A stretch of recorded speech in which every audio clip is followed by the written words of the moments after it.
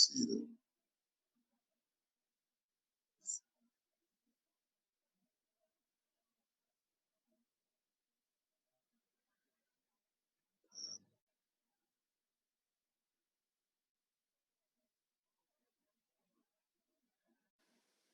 Zip,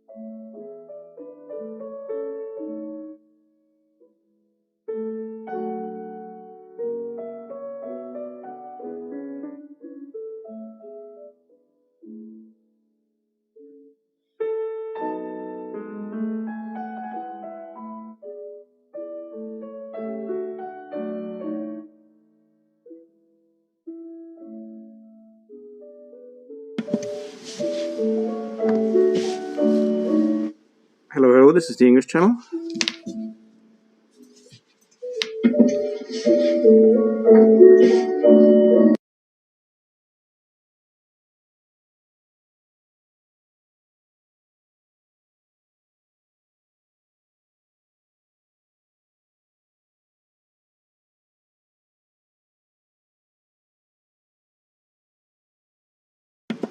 Test 1 2 3, test 1 2 3.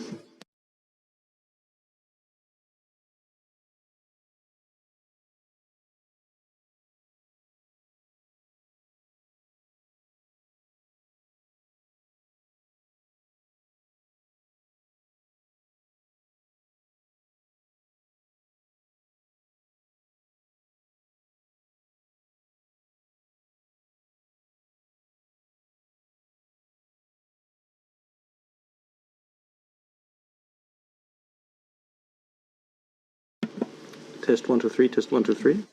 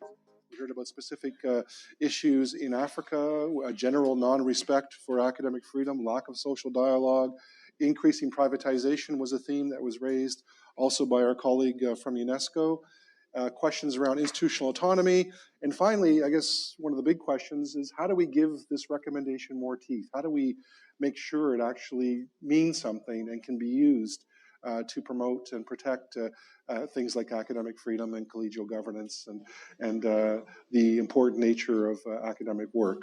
So with that, I'll give the panelists 1 minute each to answer all those questions. Well, actually, you take one of those. I'll start at the far end with Monique. Mon Dieu, 1 minute. Bon, je crois que oui, c'est très facile, effectivement. Je voudrais rebondir sur ce qui a été dit à la fois par Graham et par Rob, parce que tout à l'heure, j'évoquais dans mes stratégies la nécessité de se tourner davantage vers les institutions.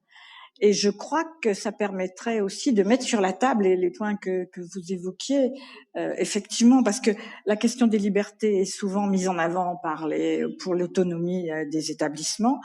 Et je crois qu'il serait ce lien davantage, ce dialogue avec les institutions permettrait, je pense, de mettre sur la table un certain nombre des questions qui viennent d'être soulevées. Hein. Et je pense que, deuxième point, je le disais, il y a eu quelques expériences, quelques bonnes pratiques faites par certaines de nos organisations. Hein, certaines ont été évoquées, l'Australie, même le Royaume-Uni. Hein. Je pense qu'on devrait se servir de cela, justement en disséminant davantage et en faisant mieux connaître la recommandation, comment cette recommandation a été utilisée, diffuser ces bonnes pratiques en même temps, et peut-être en même temps aussi le rôle du CEART. Alors j'allais dire, peut-être que je me dis, non, si le CEART n'est pas utilisé, c'est que la recommandation sera mieux connue. Mais je crois que justement, si on montrait que le CEART un rôle à jouer plus important, et il pourrait jouer justement un rôle plus important dans cela. Mais je crois que ce dialogue avec les institutions permettrait de mettre sur la table un certain nombre des défis auxquels les personnels sont confrontés aujourd'hui. Ok, merci. Sûr. Rapidement, peut-être deux remarques complémentaires par rapport aux questions qui viennent d'être soulevées. La première sur la difficulté de prendre en compte la diversité des situations dans les différents pays. Je crois que bien sûr que les situations sont très diverses, mais il me semble qu'il y a un point commun à toutes les régions du monde, c'est le très fort besoin en matière de formation, le très fort besoin de personnel dans le secteur de l'enseignement supérieur. Ça concerne les pays en développement, ça concerne les pays émergents, ça concerne les pays industrialisés, ça concerne tout le monde. Et je crois que si on ne pourra relever cet enjeu partout dans le monde, que si justement on apporte la démonstration de l'efficacité du dialogue social, et pas seulement d'un dialogue social conçu pour régler des conflits, mais aussi d'un dialogue social conçu pour créer des consensus, et y compris des consensus internationaux. Je crois que c'est très important, et la recommandation, si on sait s'en saisir, cette fameuse recommandation, elle peut sans doute aussi contribuer à ça. On ne pourra pas attirer les meilleurs talents, on ne pourra pas attirer les jeunes dans ces professions, surtout dans les pays où on en a le plus besoin, sans investir aussi dans la qualité de l'emploi et le respect des prérequis en matière de recherche qu'on a cités, la liberté académique en particulier. Puis la deuxième remarque, on écho notamment à la dernière question qui a été posée pour souligner que du point de vue de l'OIT, les travailleurs de l'enseignement supérieur, ce sont aussi des travailleurs comme les autres. Et par conséquent, que l'ensemble des garanties qui sont prévues par les conventions internationales de l'OIT, évidemment, ont vocation à s'appliquer à ces catégories dans les pays qui les ont ratifiées, mais je crois que beaucoup de pays d'Amérique latine en particulier ont beaucoup ratifié les conventions de l'OIT. Et évidemment, tous les mécanismes de contrôle que j'ai très rapidement évoqués sont tout à fait mobilisables dans ce secteur et alimentent le dialogue tripartite que l'on peut avoir au niveau de l'Organisation internationale du travail. Well, I would like to start with the first question on institutional diversity. I think that was the reason I was proposing to look at the diversity, exactly the diversity. There is diversity, geographical diversity, but also this diversity within similar contexts of higher education institutions. However, that diversity is hidden often because there's a sort of more universal model that is imposed or that is preached, let's put it that way, over higher education. And so what you look for is that small college that operates okay, that is teaching, that is producing, look like a big university with research, with everything that has to go into it. So we need, that's one point. But there's other ones that link in. The privatization is similar because it is private ownership of higher education institutions that is generally ownership of the more precarious institutions. At least that's the experience that I've seen. There are big international groups that own universities in several countries, as you probably know. And those big international groups have a lot of funds, and they are very, very difficult to, for example, to penetrate, especially in how much profit there is made by those kinds of institutions. And in those kinds of institutions, the status of personnel is quite precarious often. So we have, I think, these are huge issues, and they're important issues, and the discussion needs to go beyond just the small union of teachers, university teachers. That union has to bring the discussion to the open. It needs to be written. It is happening, and I think, for example, Nelly Stromkis, even though it has those limitations that you were saying about diversity of institutions, does highlight many of those issues. And those need to be discussed, because in the end, the solution, I think, is going to have to come from the educational system, the government educational systems, and you need to be able to penetrate that. We had students screaming in the streets for over, I say, 2 governments to get free tuition in higher education so that they wouldn't be lumbered with horrible debts for the rest of their life. That did produce an effect. The change is happening. But so maybe it's not just the students, but we need to have much more open discussion and open presentation. And facts, I think, are important. Research is important because it's a way of, let's say, hopefully influencing what is called evidence-based policy. So I think that's what I want to say. Thank you, Beatrice. And finally, the last word to Idem from UNESCO. Well, thank you. And thank you for your input and contributions. I think one thing I can say is I'm going away with the recommendations about what UNESCO should do better. But I would say that it's going to be a two-way intervention. 2 ways, because if this recommendation had been known as we wish, the CIAT will not be able to handle all the allegations we'll be receiving. To be sure, we mentioned a handful of allegations that were submitted, and we have not been able to treat them properly. It means that the mechanism put in place to monitor the recommendation need to be made more efficient and effective.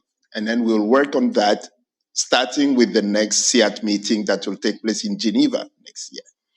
The second thing is to make use of UNESCO's leverage to do more work with the unions, with the academic institutions, with the international organizations. And one example, I want to finish on a positive note. One example that we are engaging with ILO, UNICEF, the World Bank, GPE, Education International, and the Teacher Task Force, UNHCR, is to implement a project on supporting 4 countries to develop to improve their teacher policies. In doing that, each of these partners is coming with their comparative advantage. And I'm sure EI will be strong on promoting social dialogue using the instrument that exists today. ILO will come with the same position and strengthening the country's position in doing that with all the stakeholders that will be participating at country level. UNESCO will come with the teacher training and the teacher education using ICBA, for example, and also promoting that. The World Bank will come with the financing of the teaching force. So all these partners will bring in their comparative advantage to deliver something. And in doing that, we will say, what are the guidelines or what are the documents we have available, talking globally about teacher issues? And the recommendation is going to be looked at as one element. I also want to see the globality of the challenge.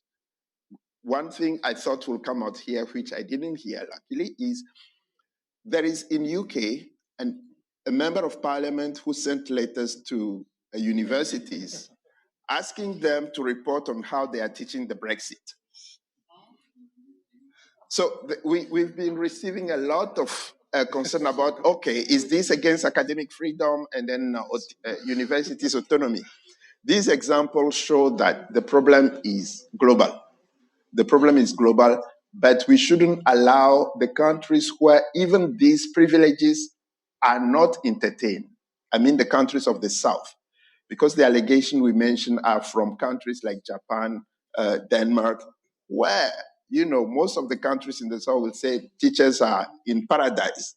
So the countries where every day's performance is already a breach of this recommendation, we need to support them to understand what their rights are, how they could support themselves to claim it better, and then work with their colleagues in other geographic zones to improve the teachers' condition.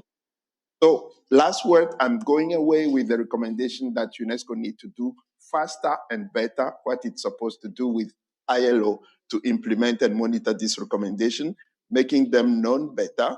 The 2 celebrations, last year, 50th anniversary, this year, 20th anniversary, are wake-up calls for us all that we have good documents in our hands that we hardly have tapped into. I thank you for this opportunity, and I look forward to working with you all on implementing some of the recommendations that come off of this rich report. Thank you. That ends things on a very positive and forward-looking note, and I hope that we can follow up on that. And when we meet again to celebrate the 25th anniversary, we're going to have more good news. But I do take the point that this is a global issue, that if we look at all the violations of academic freedom or trade union rights or collegial governance around the world, it would be a lot of work for Beatrice and her colleagues. And certainly, you mentioned the Brexit case. I come from Canada. We have a next door neighbor that I could spend the next 2 or 3 hours telling you about some of the issues, but I won't mention who that neighbor is. I'm very diplomatic. I have a couple. I just want us to please join me in thanking the panelists for their wonderful contributions.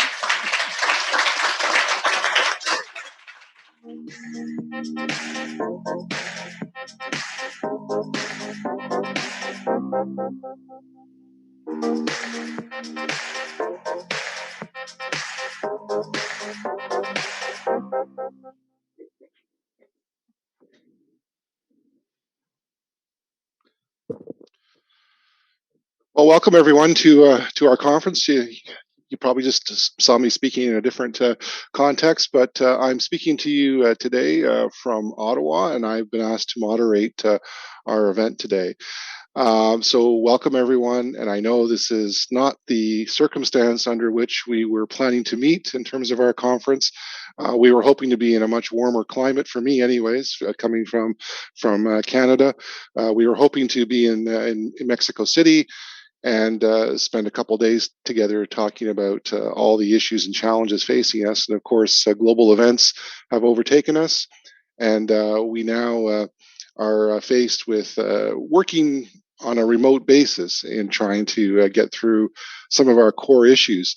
I did just want to take a moment to say good morning, good afternoon, good evening. I know that people are joining us from around the world, and to thank you for taking the time out of your busy schedules to come together and deal with some of the issues involving the further higher education and research sectors around the world.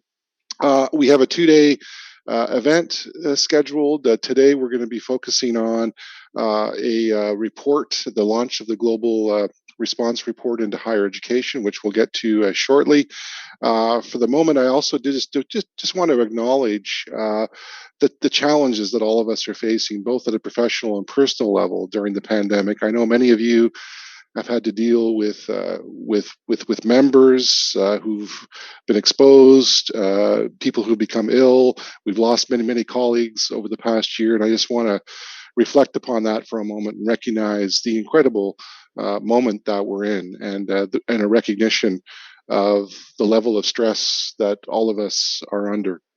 I also we're very lucky to have with us today the president of Education International, Susan Hopgood, is going to formally open the event. Susan, as you know, is both president of Education International and the federal secretary of the Australian Education Union.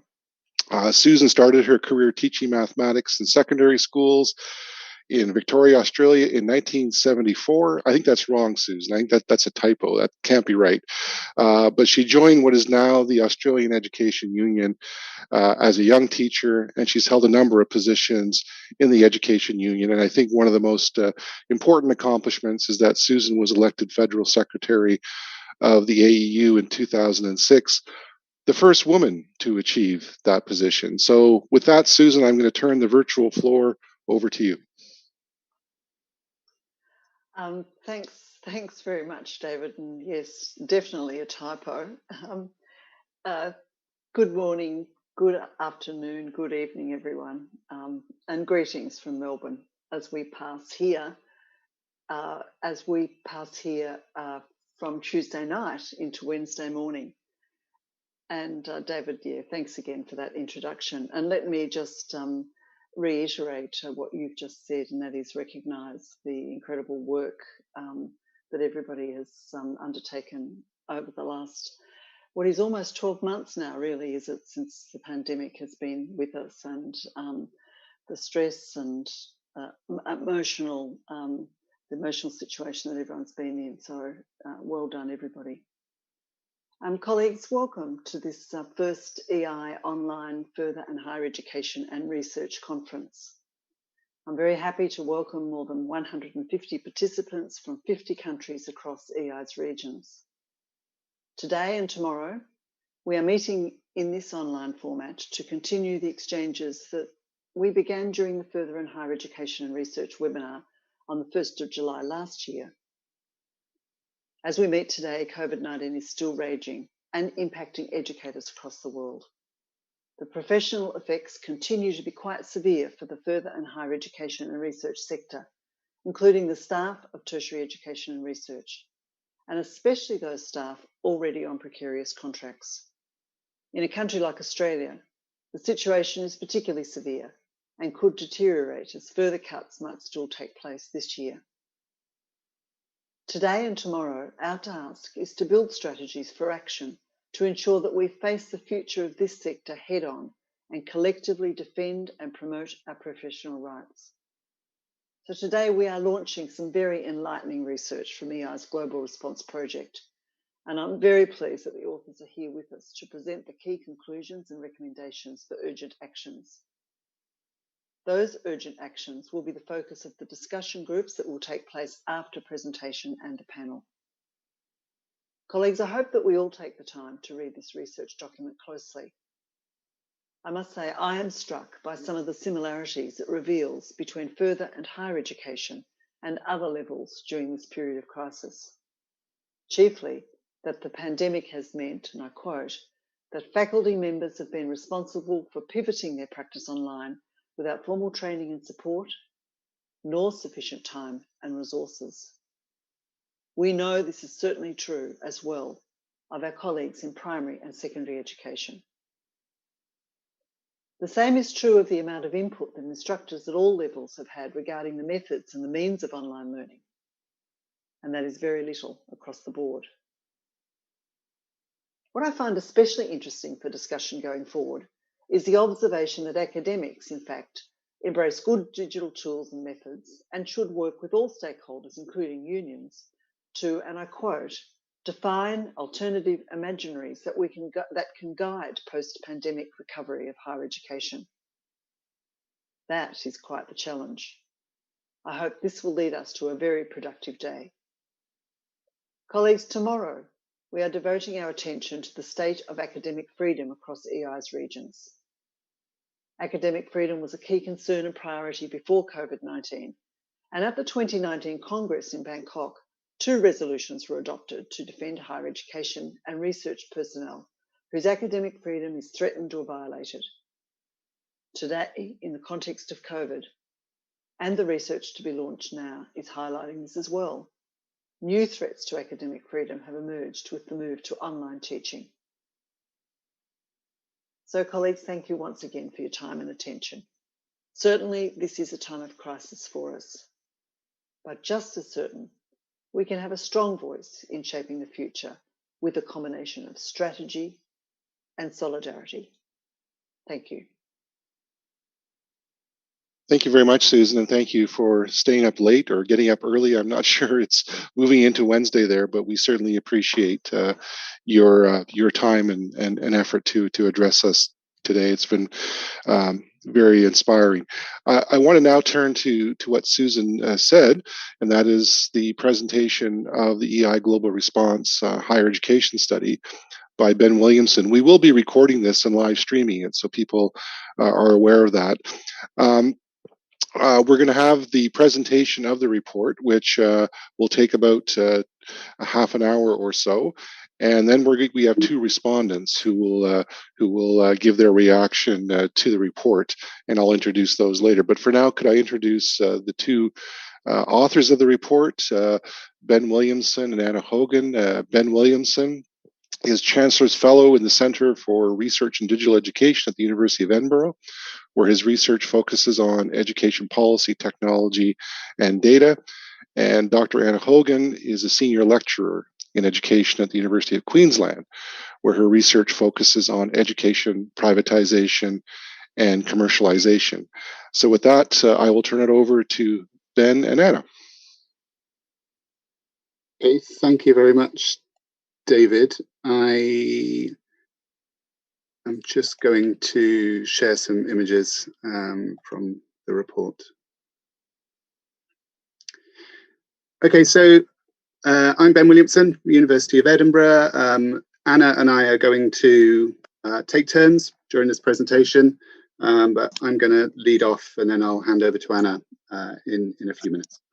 I'd just firstly like to really thank and acknowledge the support of Education International for supporting this particular project on pandemic privatization in higher education, which is a follow-up to a report on the schools sector and education technology that we published with Education International in July last year. And I think both reports reflect a set of similar kind of tensions and emerging issues for us as educators and educationalists.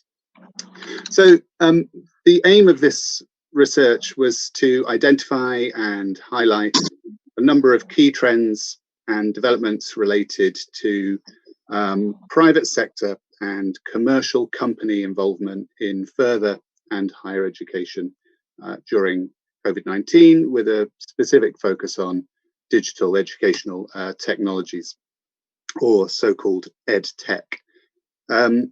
So the purpose of this project was not to assess what works in remote or distance education, and nor were we trying to evaluate the effectiveness of digital teaching compared to in-person teaching.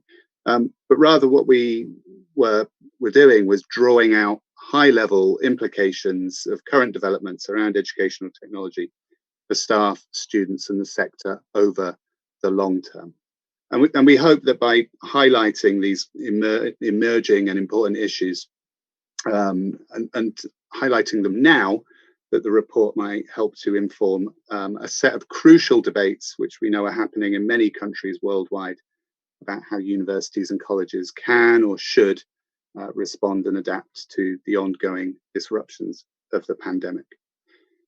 Now, we take the view from the outset that private and commercial actors may be able to play a positive and productive role in the future of higher education. But we believe that that future of higher education should be led by those working within the sector. And we think these critical conversations need to be had right now between unions, teaching staff, students, and leaders too, about the appropriate involvement of the private sector and especially commercial technology firms in state and public higher education and further education. Now, our concern in this area stems in part from how the disruptions of the pandemic over the last year have largely been framed in terms of so-called long overdue transformation, revolution, and reform. And these framings have most often been produced by organizations working outside of the sector, seeking to change how we do things.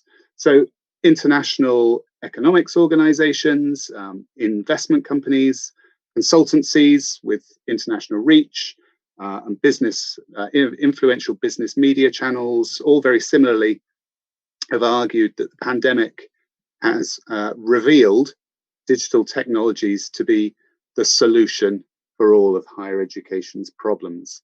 And those problems are framed in particular ways in terms of the need for further upskilling and graduate employability and other economic indicators. Now, it's this particular set of framings of both the problems of higher and further education and the solutions in terms of digital education technologies that concerns us.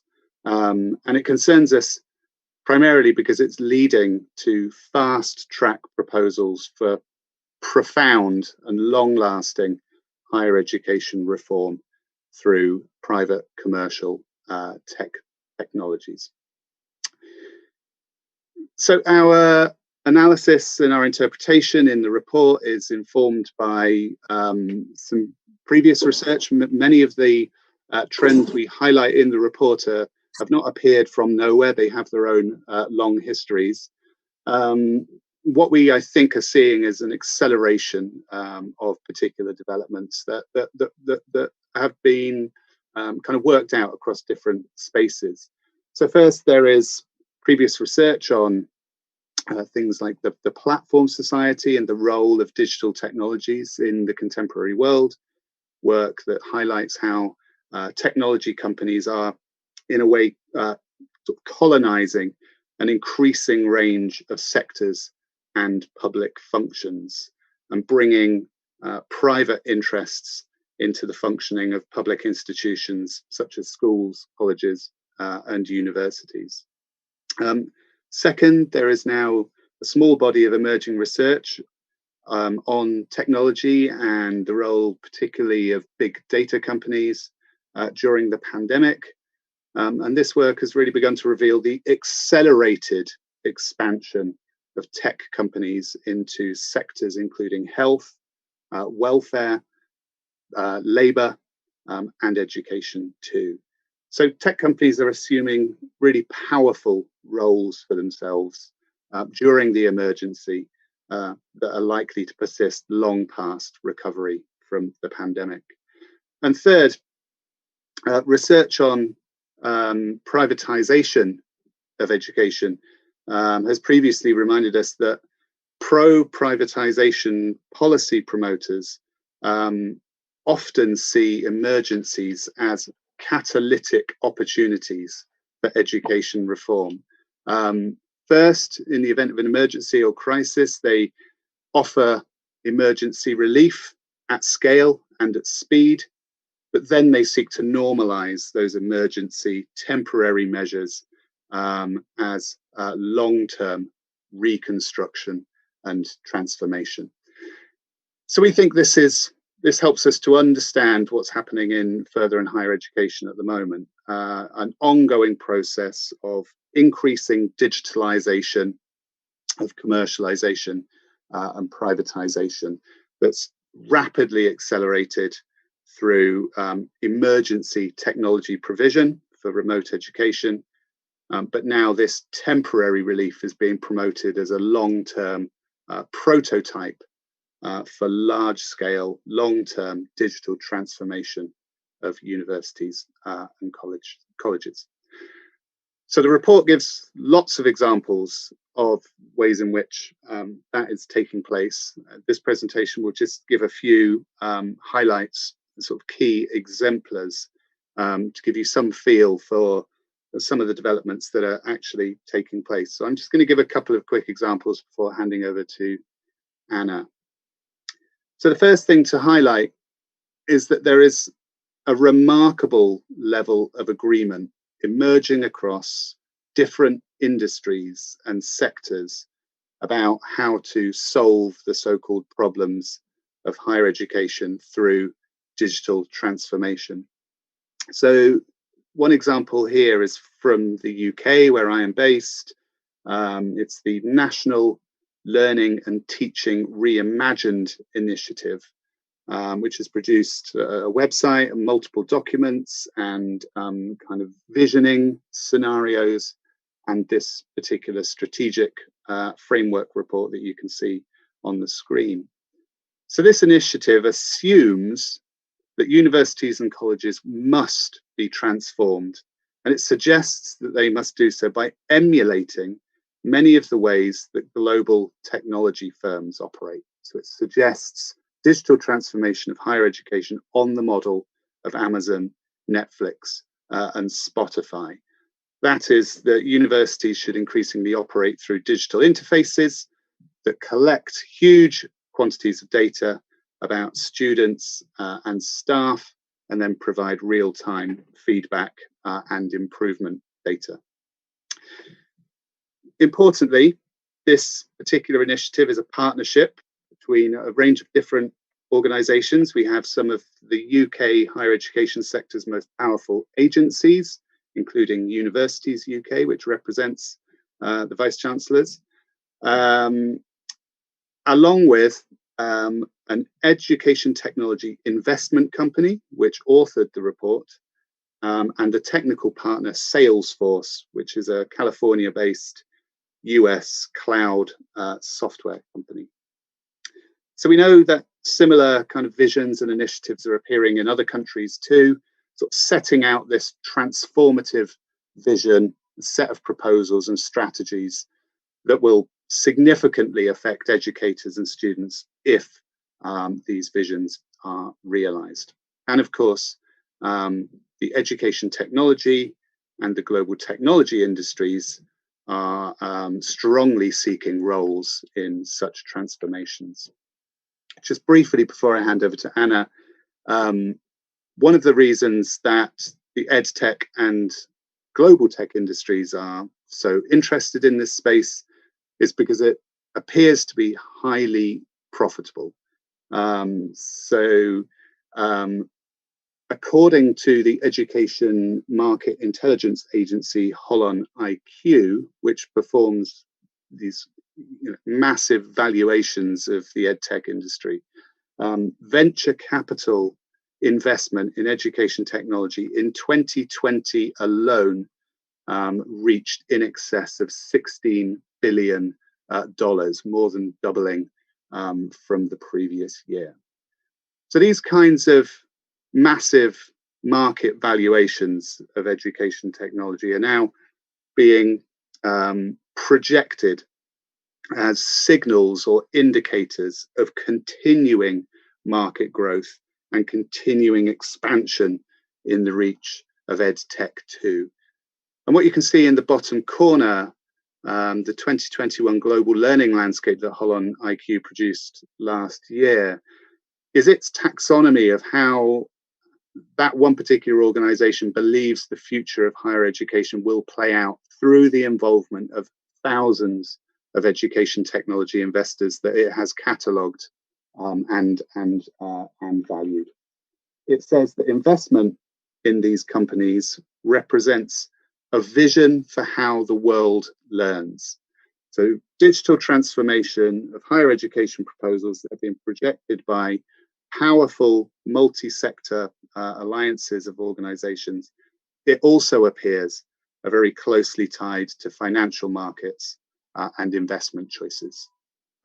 Anna, I will drive the slides, but voice over to you. Thanks, Ben. So part of Muchas understanding... gracias, Ben. Para poder entender... Sorry, just getting feedback.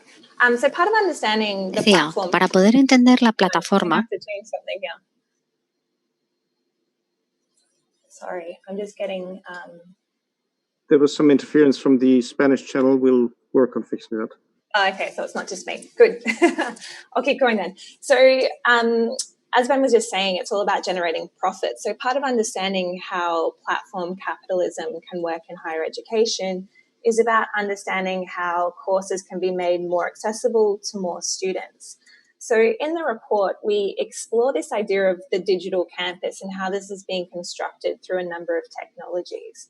So again, we go through quite a few examples in the report, but just to highlight a couple today. So first are the learning management systems, and we're all pretty familiar with these. They're things like Blackboard, Canvas, and Moodle.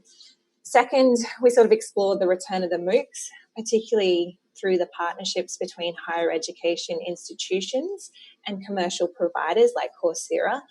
And third are the rise of online program management, where essentially commercial providers are being contracted, often in these really complex financial arrangements, to provide a technical infrastructure for universities to deliver a fully online program. Now, it's really important to note that all these pre-existed COVID, but their use is intensified over the course of the pandemic as institutions have sought ways to deliver courses remotely. So just to go through a couple of examples, Coursera, which is the AI-enhanced MOOC platform, grew their enrollment from 1.6 to 10.3 million from mid-March to mid-April in 2020. Now, part of this growth was through Coursera's Coursera for Campus, which was actually launched in 2019, but they provided a coronavirus response initiative that offered universities bulk licenses for no cost, which then enabled students to enroll in Coursera courses to earn credit towards their university degrees. Now, according to Coursera, COVID-19 has created this catalyst for the digital transformation of higher education, where more people now understand the value of integrating machine learning to track student progress, personalize their experiences, and providing AI-powered nudges to help learners stay on track. So if we think about the rise of online program management providers like Noodle and 2U, these are also evidence of a push from higher education institutions themselves to deliver fully online programs to help build their capacity to reach more students and accelerate their growth. So the 2U operating system, for instance, consists of an online teaching and learning platform, a suite of data analytics for generating information about students. It involves technical support, targeted program-specific digital marketing campaigns using machine learning and AI. Now, what we think is really interesting, and to go back to what Ben was just talking about in terms of HolonIQ, so they basically claim that the 7 billion OPM and academic public-private partnership market will be rapidly accelerated by COVID-19 to equate to a $15 billion market by 2025. Now, some of the concerns we touched on in the report about this idea of the new digital campus is whether students are receiving a quality online degree, or perhaps whether these degrees are being used to generate larger profit margins. There's also a concern of how the online campus changes the nature of academic labour.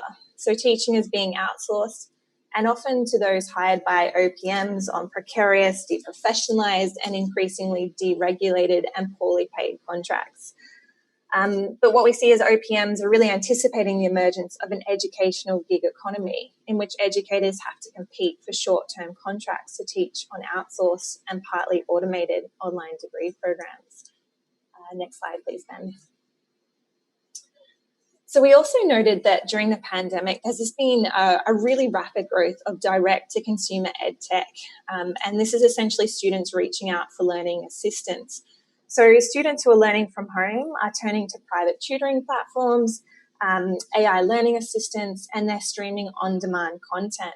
So one of the examples we go through in the report is Course Hero. Now, this is an online learning platform, and it sells Netflix-like subscriptions that allow students to access course-specific learning materials. And this might include study guides, practice questions, step-by-step explanations, videos, private tutoring, and so on.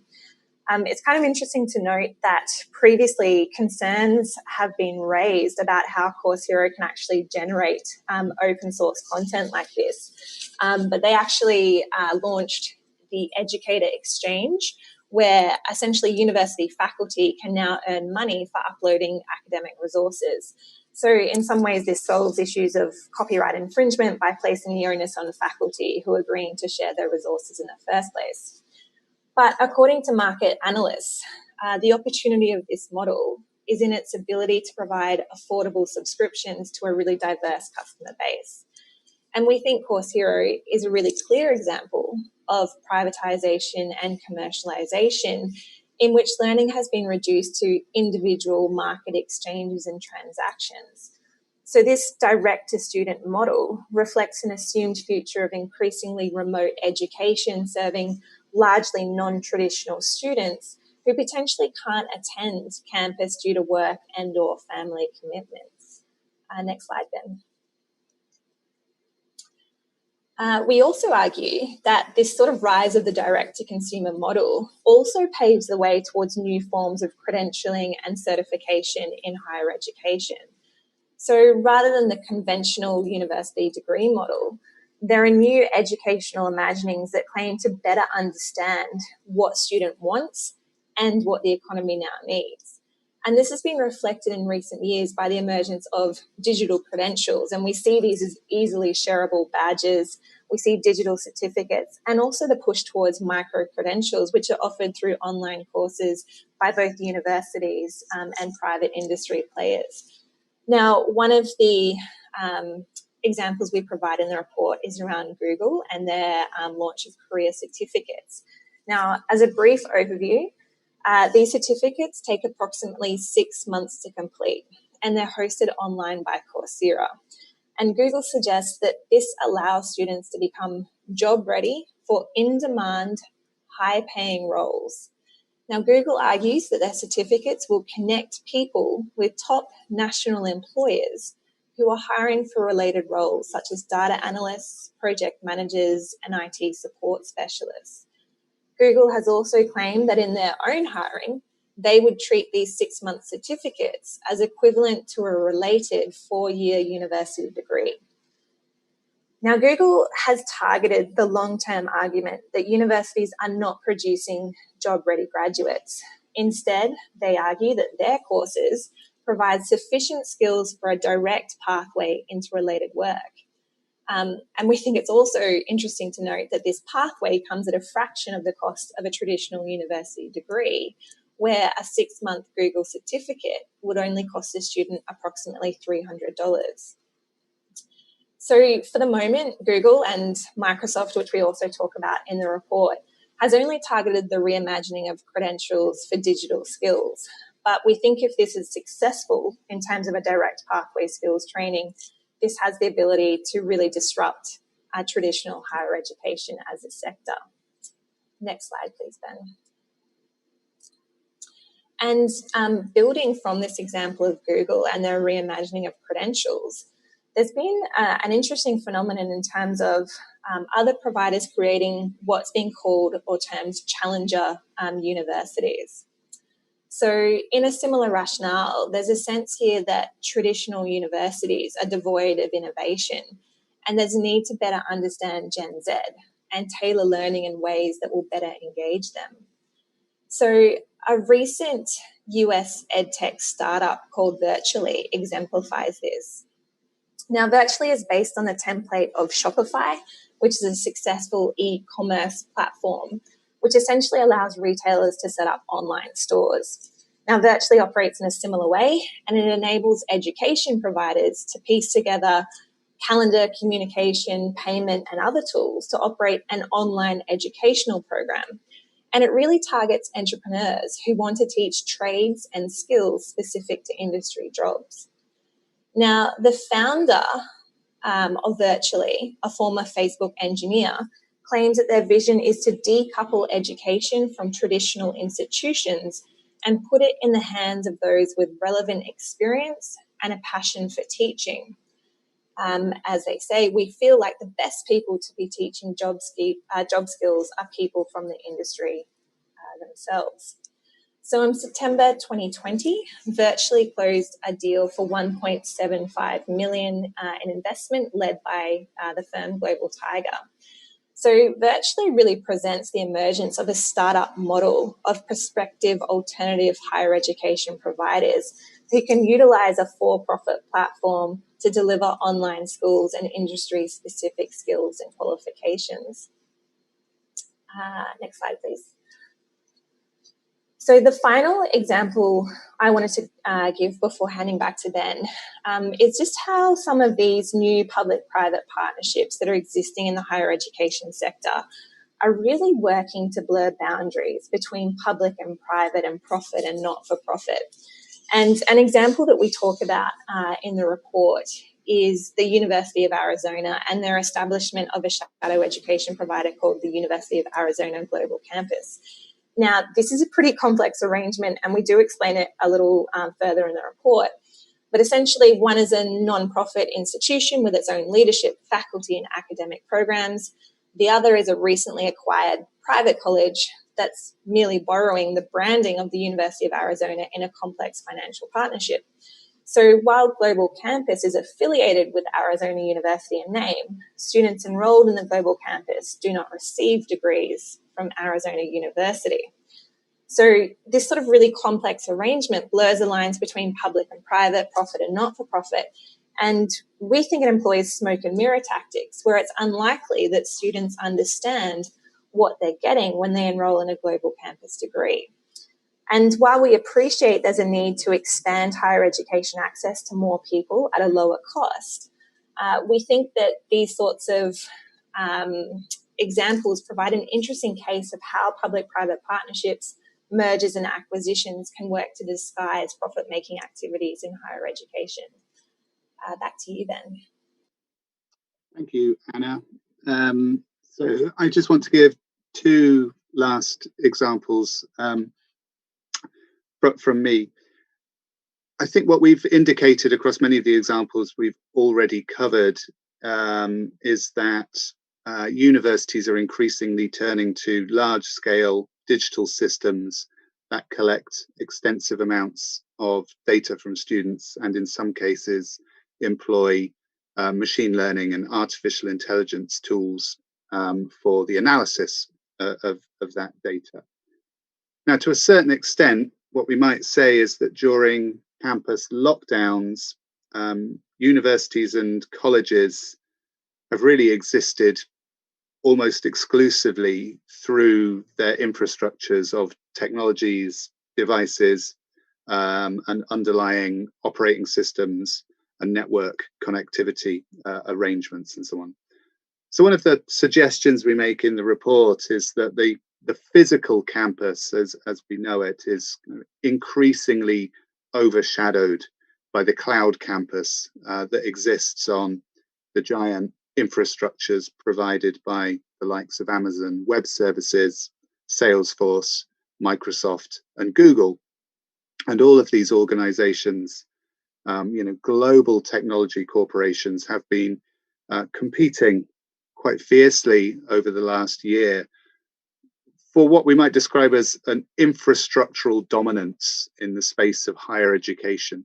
So Amazon Web Services, for example, announced a price discount scheme in September last year to enable universities to build data lakes and employ a whole range of AWS data storage, analysis, visualization, and dashboard tools. So increasingly, this means that global technology firms, cloud computing companies, are gradually extending their services from cloud storage of all the digital information that universities generate to software for analytics and even for what some might describe as surveillance services. So only recently, Microsoft rolled out its employee analytics service through Microsoft 365, which a number of universities have also begun to use to enable university staff to supposedly monitor their own performance. So we see this kind of creep of the cloud campus as a shadow over the physical campus. And my very last example then is that this is leading to what appears to be the kind of the promise of an artificially intelligent, personalized and automated form of future education in the higher education sector, represented, I think, very well by these two examples from Salesforce. You may remember I mentioned earlier on that Salesforce is a technical partner of a major learning and teaching reimagined initiative in the UK. So organizations like Salesforce are now seeking to insert AI into higher education through what are in some cases called AI as a service add-ons. So the AI is kind of it's almost like a subscription that you can buy into once you've bought some other services from these kinds of companies. The Salesforce AI as a service product is called Einstein for higher education, which you can see reported here. And Einstein is fused to Salesforce's education cloud and the education data architecture, which it markets as a way of enabling universities to gain a 360-degree view of every learner.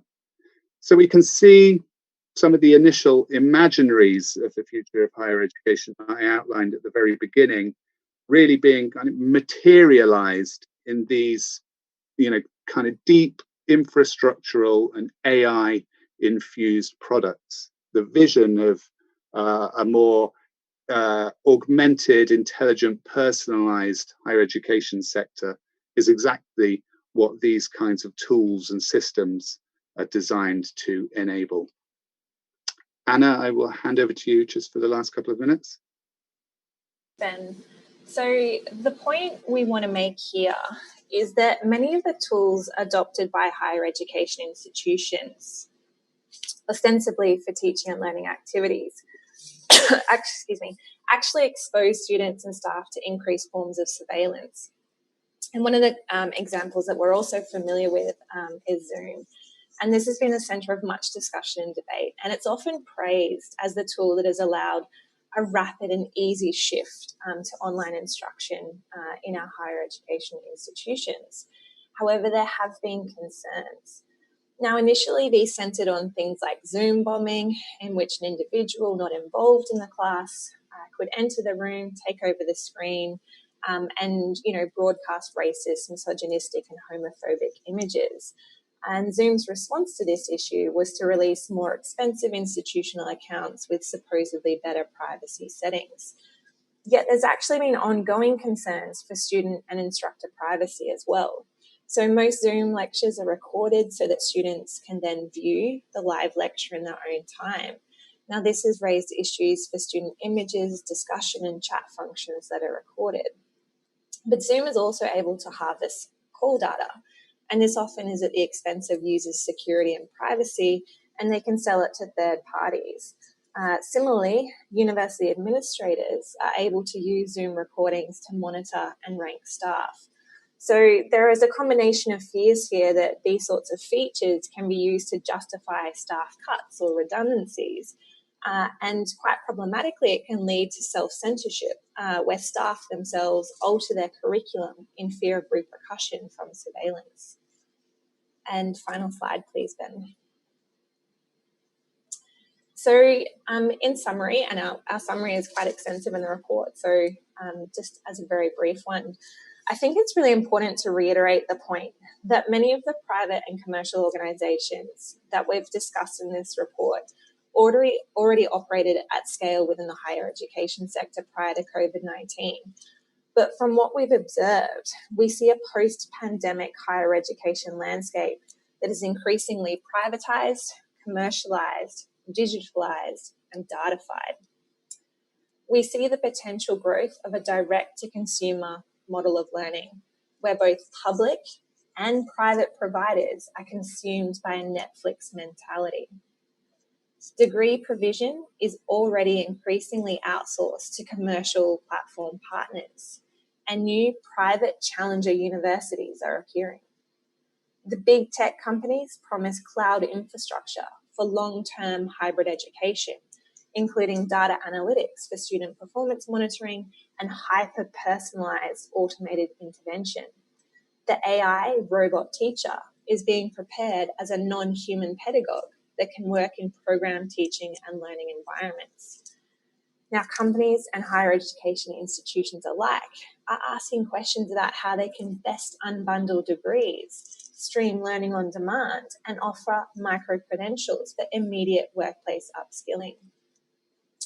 Our key recommendation is that higher education stakeholders, which includes academics, staff, students, and the unions that represent them, should work urgently and collegially to define alternative imaginaries that can guide post-pandemic recovery of higher education. We need robust, critical, and research-informed alternative imaginaries centred on recognising the purposes of higher education as a force of personal, professional, and intellectual development, and as a social and public good. Thank you. Thank you very much, everyone. Thank you very much, Ben and Anna. Let me lead the virtual applause for a very wonderful presentation. Although I would say, if left unchecked, this is a very dystopian vision of the future of higher education, and certainly the challenge before us as unions is to think about ways in which we can protect the core values of higher education in the current moment. I think you highlighted very, very well that we've moved quickly to distance and remote learning using platforms that we haven't really thought about.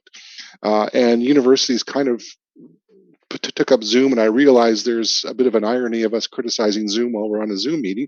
But we've taken up these for-profit private sector platforms and not really thought through all the potential implications around privacy and surveillance, as you outlined, quality issues, intellectual property rights, academic freedom, core things within our profession.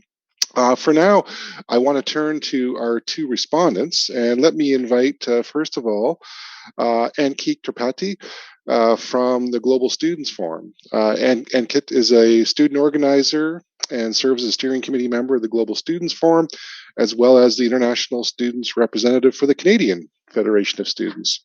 So Ankit, can I turn it over to you? Hi, David. Thank you. Very happy to be here. Hello, everyone. And thank you, folks, for that fantastic presentation and for this research. This is very key stuff. And from a student's perspective, I must say this is exactly the kind of thing that we've needed, because we've been saying a lot of this for the last several months and have had a lot of legislations and policymakers strike us down saying that we don't know what we're talking about.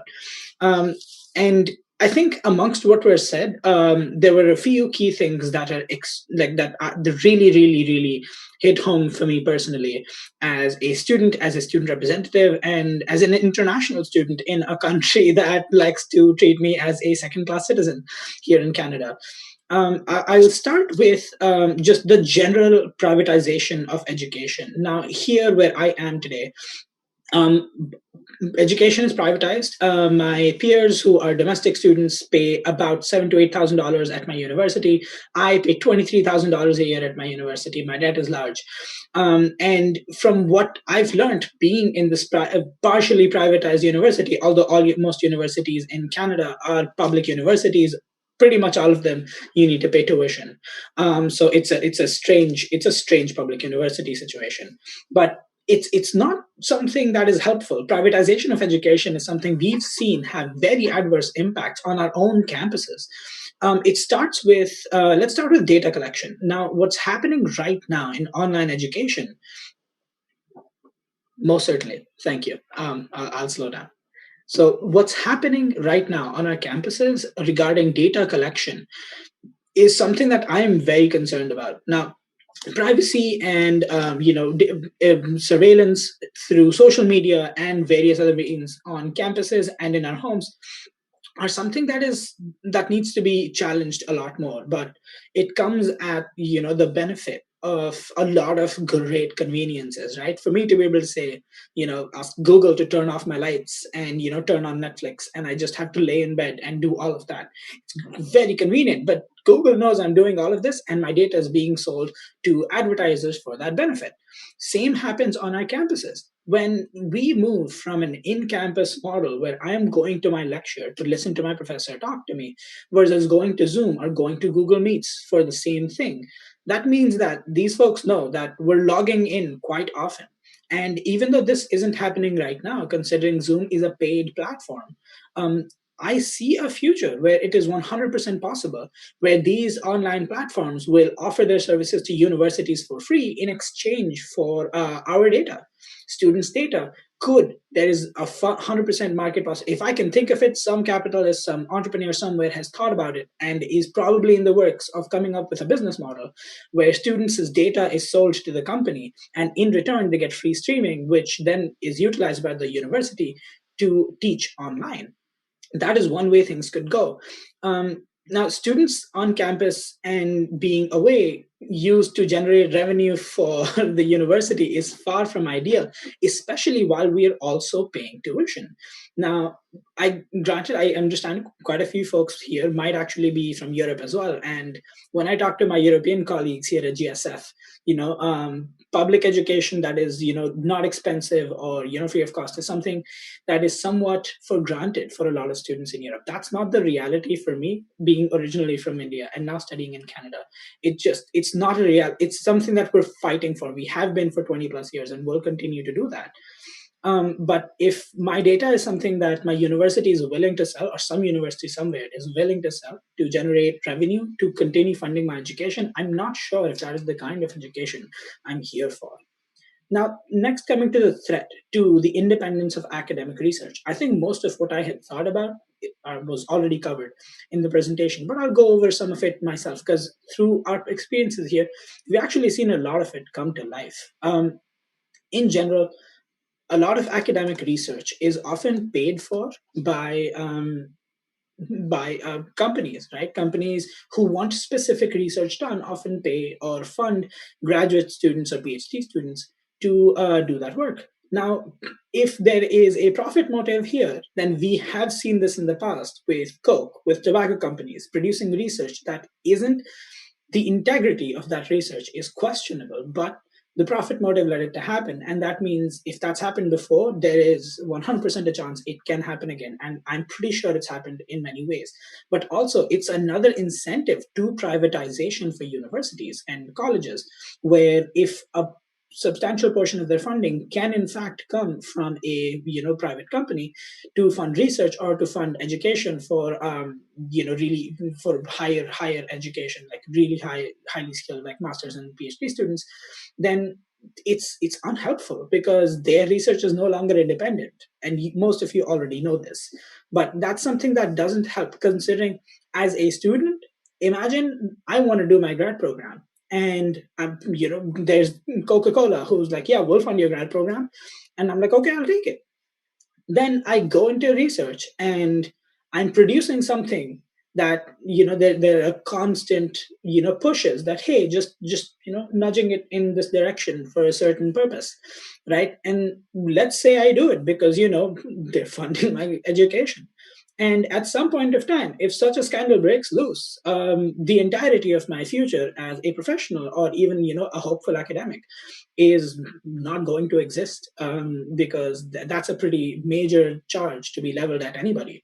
So that is, imagine there are in fact grad students out there that might be experiencing this today. So it's not even like something that hasn't happened yet, it's something that has already happened. Now, let's quickly talk about international students, considering I am one, for my last couple of minutes. International students have been, exploited across the planet, from Canada to Australia, where we go to we can go to global north countries, study here, hopefully want to stay back. And for the countries, they bring us here to fill their labor gap. And because, the dropping birth rates. Now, as an international student, the most important question that many of us have been thinking about is, what are we paying for? What are we paying for? What is my $23,000 worth, considering I could get this exact same thing back home right now? And maybe even in a better thing, when universities are competing with Coursera and so many other online learning platforms, then the value of education at this extremely extravagant price point, it starts to falter. I'm not sure what I'm paying for anymore, but I'm still here and I'm still paying for it, but it doesn't seem worth it. And I don't think any of this is sustainable in any way, shape, or form. Learning and content absorption over online education, there's enough research at this point to prove that I didn't learn as much this year as I did in the 3 years before this, right? And that, combined with the state of mental health in many countries, mental health supports aren't included in public health insurance. Here in the province within Canada where I am at, my healthcare is mandatory but provided through a private person. That's a whole other issue. And practice and networking. Now, a lot of the reasons why we attend in-person universities is for networking, connecting with our peers, practicing things hands-on, in person, in class, in labs. A lot of that experience is lost when we start moving online. And you're absolutely right. And I'm foreseeing that this could end up in a really, really bad way. And I think David summed it up really well, saying that this vision is somewhat dystopian. But I think acknowledging that this is dystopian is our version of acknowledging the paradox of knowledge, right? Folks that have heard it already know about it. Those that haven't, the paradox of knowledge essentially is about how when we don't know about something, we can't do anything about it.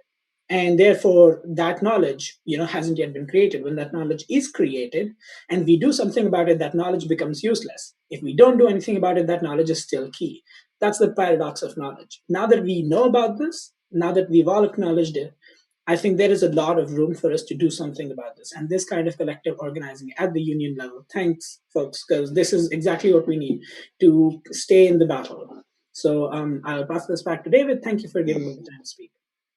Thank you so much, Ankit. I think you raised some really important points that we as through EI, but also through our individual unions have been dealing with over the years. I think in particular, I would just emphasize. I think what you pointed to is the exploitation of international students, and seeing international students essentially as revenue streams to make up for a lack of public funding is also part of a global marketplace as well. And this is also a way in which financing becomes privatized. So it's a very important issue. I think we can probably come back to that certainly in our discussion groups. For now, however, I want to turn it over to our second respondent representing the university sector, Monsignor Pierre-André Pierre, who is the rector-president of the University of Notre Dame in Haiti. He is a well-known academic and social figure in Haiti, and also on the board of the International Association of Universities. So with that, can I turn it over to you, Monsignor?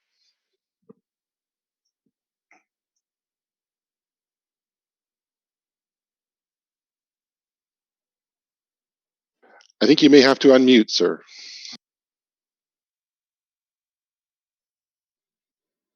Perfect. Thank you, Dave. Hello, everybody. And I am coming from another perspective. I am coming from the South, from the Caribbean, and mainly from Haiti. I want to thank Ben and Anna for the brilliance of their presentation, showing us the trend of today education, the way the privatization is getting over the whole system of education and almost everywhere. And I also retain from the introduction by Suzanne that strategy and solidarity today are the key factors for a global understanding and a moving forward together. I will start by explaining to you some kind of particular perspective of my own background, of my own university. I am in a country where university used to be a factor for students in one city, the capital city. And students from everywhere in that country would have to come to one place to get higher education. That has changed since the 1980s. And we came up with a kind of non-profit system of education where the university would not be located in one place, but breaking through and going out to the main regions of the country and offering, with the participation of the leaders of that region, an education which would benefit not only the region, the students, the family, but the country, preparing new leadership for the future of the country. This is the policy behind, or the philosophy behind, the undertaking of University of Notre Dame of Haiti, today celebrating its 25th anniversary. When I say this, I understand that today there is no way to move forward without using that kind of ed tech, that the social media for education, the platforms, either Zoom or Google Teams or whatever you can use. But the pandemic had shown us that in my country, with the social trend, with the social situation, it is mostly impossible to rely only on this if we want to move forward with higher education. Because when you speak about connectivity in a country where the power, electricity is not available, where connectivity is so low that sometimes even the telephone cannot function properly, you see the great gap between the North and the South, and we experience it in a particular way in Haiti. So on that perspective, we have come to that point that first of all, what it takes is determination. That means you believe and you try to understand the responsibility of a nation to educate the young generation for the survival of that same country, of that same society. It is so important to have that kind of determination. And not only the determination you need, you also need to have a kind of optimism. Because if you were fighting the competition, you are lost before you start. Optimism, that means you make together all your powers in line, that is the faculties, all your stakeholders and the students and the families, to build a system where something can be offered. And you have to be creativity. It is a fact also that the great privatization has not taken over yet my own country, Haiti. Maybe because the profit do not seem so high, but I have no doubt that it will come pretty soon. So creativity would mean, what do you do in such a context, not only to survive, but to offer the best that you can and to move forward with a new generation. We have even seen sometimes how far competition could go. I, as the president of that university, which started 25 years ago with less than 1,000 students, which have moved forward now with more than 6,000, and expanded from one campus to now 8 campuses around the country. I have seen other institutions abroad telling us to send our best students to their own institution. That is, to deprive our own system from the best that it has and send it away. I believe that what Suzanne had said, and that EI is doing, or IAU also is doing, that is building up that kind of solidarity and creating strategy for the global world to come together, that no one be left behind, understanding that society is growing with the presence of North and South. I believe that's today the way we should go through. I am seeing, for example, at this particular moment in my country, Haiti, where we have not only the pandemic going on, but also a kind of unrest around the country, which prevents even higher education to move in a peaceful way, beside all the other problems that we are already confronted. And sometimes creating unrest also is an impediment, and it is a blockage, I would say, in our moving forward as a global system. I am so pleased to hear from Ankit that the difficulties he's confronting, or he is aware of, in a system globally acknowledged, from Canada to Australia, as he said, where international students are being exploited. I would compare, not a comparison, but I would put on the same range North and South in a global society where the risk is to have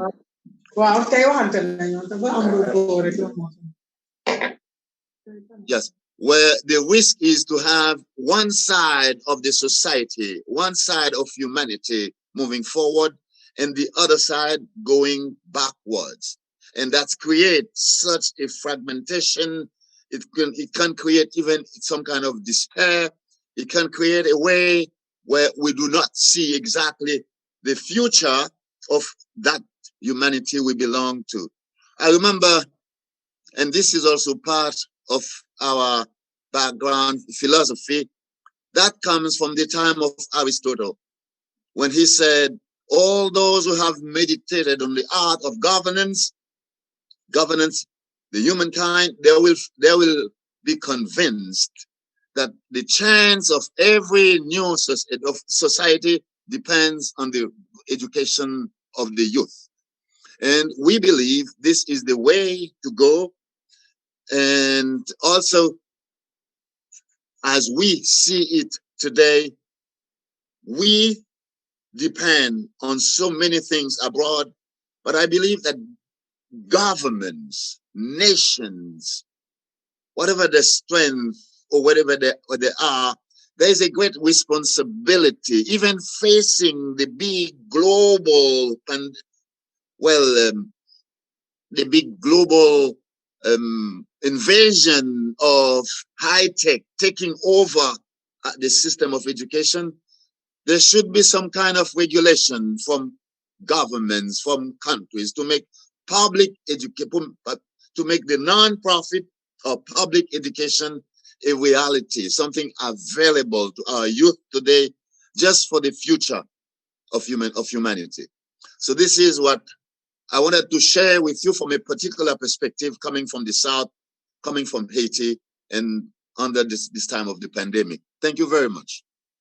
Great. Thank you very much, Monsignor. I think you've very helpfully reminded us of the importance of keeping in mind how technology, how privatization, how commercialization can intensify pressures that lead to increasing global inequalities, and certainly militate against local development objectives of higher education. With that, we conclude this session and the streaming session of our conference, and we'll pause for a moment, and we'll reconvene shortly.